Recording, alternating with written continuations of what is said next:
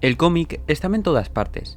Pese a que el medio tenía muchos años a sus espaldas, Superman, Batman y otros cientos de héroes le dieron mayor relevancia y atrajeron a millones de jóvenes a este nuevo mundo. Si un chico estaba interesado en historias fantásticas con un componente de ciencia ficción, tenía el último hijo de Krypton. Por su parte, si otro estaba interesado en una trama más oscura, policíaca o de misterio, tenía el Caballero de la Noche. Pese a este amplio abanico de personajes y de historias, ellas todavía no habían encontrado a sus referentes. Siempre eran hombres los que salvaban la ciudad, y esto debía cambiar.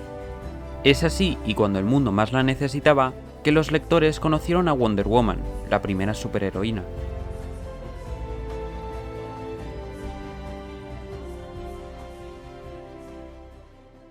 En los cómics, la presencia femenina se daba en poca cantidad y mediante roles secundarios. Las mujeres y jóvenes de la época no tenían una representante que simbolizase sus capacidades y les sirviese como ejemplo moral. Ejemplos como Lois Lane, compañera de Clark Kent en el Daily Planet, y Selina Kyle, antagonista de Batman, eran mujeres independientes, pero seguían limitadas según la trama las requiriese. Por más que Lois quisiera destapar una trama criminal o Selina robar al corrupto, siempre eran Superman y Batman quienes acababan salvando la ciudad. Los jóvenes americanos adoraban y compraban número tras número estas historias. El cómic había nacido gracias a alguno de estos jóvenes, provenientes de familias humildes, judías y de barrios marginales. Pero sus creaciones, pese a vivir como humanos o no tener poderes, seguían siendo superiores. Todavía no había ningún superhéroe proveniente de una etnia diferente, con una religión marcada y procedente de barrios humildes. Eso tardaría en llegar, ya que lo que el medio necesitaba en ese momento era la llegada de una superheroína. La editorial National, sabiendo el potencial de este mercado, contrató entre sus filas a William Moulton Marston, un famoso psicólogo que vio en los cómics una forma perfecta de aleccionar y enseñar a los jóvenes la moral que necesitaban. No solo lo vio, sino que desde el principio, y al contrario que muchos otros profesionales, apoyó estas nuevas historias, realizando escritos sobre los beneficios del cómic. Otros adultos creían que todas aquellas historias plagadas de luchas, muertes y violencia corrompían a la juventud, llevándolos por un camino criminal. William no solo era conocido debido a su apoyo al medio, sino por ser un gran defensor de la lucha de la mujer. Esto se debe entender en una América posterior a la Primera Guerra Mundial, en la que las mujeres demostraron por sí solas que ellas no solo estaban capacitadas para trabajar, sino que desde hacía ya tiempo podían ser iguales al hombre. Luego de un tiempo como asesor, William pudo escribir su propia historia. Juntando sus estudios sobre el comportamiento del ser humano, su lucha por los derechos de la mujer y su interés por la mitología, no es de extrañar que su primera historia estuviese sustentada en estos tres pilares. La isla Paraíso llevaba siglos habitada únicamente por mujeres. En ella vivían las amazonas, fuertes guerreras que en un pasado, y protegidas por los dioses del Olimpo, fueron capaces de separarse de un mundo que empezaba a estar liderado por las guerras y la envidia. En esta isla gobernaba la reina Hipólita, líder de las amazonas, que en su tiempo logró vencer al mismísimo Hércules. Una mañana, su hija Diana presencia cómo un avión se estrella en las costas de la isla, y dentro de él logra rescatar a un hombre.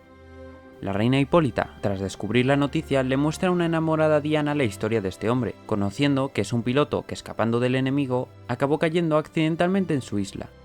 Luego de unos días de incertidumbre, se organiza una competición para que una de las amazonas acompañe a su hogar a Steve.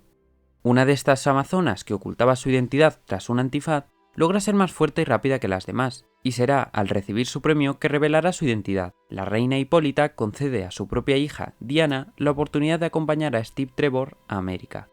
Llegando al mundo de los hombres no solo acompañando a Steve, sino siendo la encargada de ser representante de su tierra, Wonder Woman hacía acto de aparición en 1941. La fama del personaje fue instantánea, y aunque levantaba críticas entre los propios compañeros de Marston, no tardó en conseguir una serie propia, en una América que estaba a punto de entrar en la Segunda Guerra Mundial. Estas primeras historias fueron dibujadas por Harry George Peter, un dibujante conocido por sus caricaturas en periódicos y revistas, caricaturas que en ciertos momentos parecen trasladados al cómic. Otros elementos del personaje trasladados al papel los podemos ver en la propia vida de Marston. William es conocido por su trabajo como psicólogo e inventor. Estuvo obsesionado en buscar la verdad detrás de cada ser humano. Esto lo podemos constatar gracias al lazo de la verdad, basado en el detector de mentiras que él mismo inventó. Con Wonder Woman quería ejemplificar cómo debería ser para él la mujer modelo del siglo XX. Comentaba que las mujeres no podían tener un ejemplo superheroico hasta que éste fuese fuerte, independiente e inteligente. Debía de ser tan poderosa como Superman, pero sin olvidarse de su belleza, Por tanto, que fuese independiente a cualquier apoyo masculino le hizo convertirse en la primera superheroína de la historia del cómic.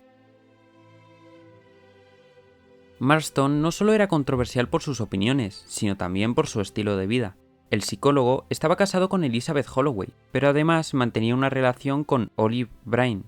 Los tres vivían en la misma casa, y se cree que a la hora de dar vida a Wonder Woman, el escritor se basó en el carácter de su mujer y en el aspecto de su pareja. Ya con serie propia, en julio de 1941, Diana podía empezar a consolidarse.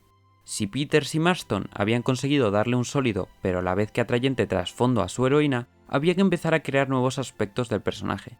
Se le otorgó el lazo de la verdad, su avión invisible, empezaría a conocer a Steve Trevor, ya despierto de su conmoción, y combatiría el pequeño crimen de Washington.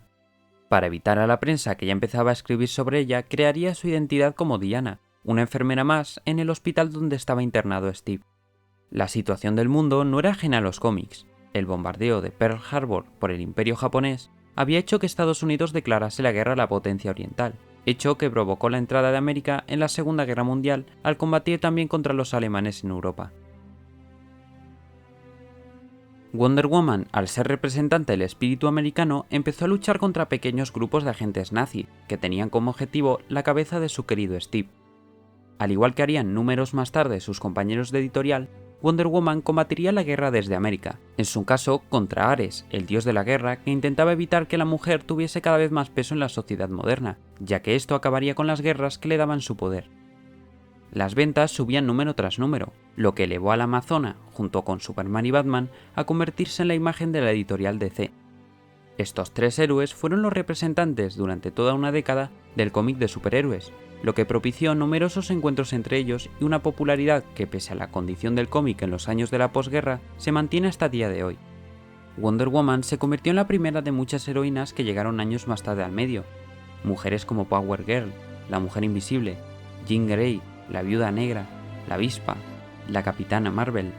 Todas ellas le deben mucho a la Mujer Maravilla, que se convirtió en un ejemplo de cómo introducir a la mujer en el cómic moderno. Diana llegó en un momento que el pensamiento de la sociedad americana estaba cambiando, y esto no solo sirvió para atraer nuevos lectores.